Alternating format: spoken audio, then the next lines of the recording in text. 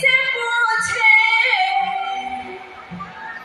राम जी से पूछे जनकपुर के नारी, बता द बबुआ, वो बता द बबुआ, लोगवा देख काहे गारी, बता द बबुआ, लोगवा देख काहे गारी, बता द बबुआ।